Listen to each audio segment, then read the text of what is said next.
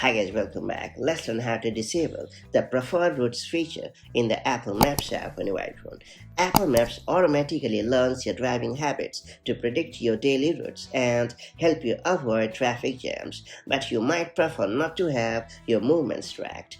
Powered by on-device intelligence, Maps observes the routes you take most often to frequent destinations like your home, workplace, or even your school. It keeps note of your usual travel times and checks for traffic congestion or road closures that could affect your commute. However, if you want to disable this feature due to privacy concerns or any other personal reason, there is a quick way to get it done.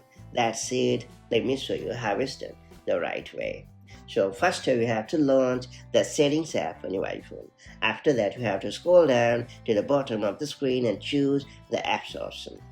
After that you have to find the Maps app and select it.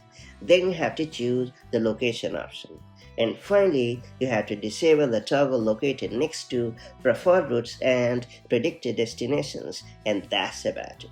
Once disabled, Apple Maps will no longer learn your preferred routes or send you alerts about traffic conditions on your regular commutes. However, you'll still receive standard navigation and traffic information when actively using the app for directions. Later, if you ever happen to change your mind and want to get back this pretty handy feature, just head over to the same map setting and then re-enable this very toggle. And that's pretty much it. So that's how you can easily enable or disable the preferred routes in the Apple Maps app on your iPhone depending on your needs. If you found this video helpful, make sure to like and share it, and do subscribe for more such handy iPhone tips and tricks, and I'll catch you up in the next one.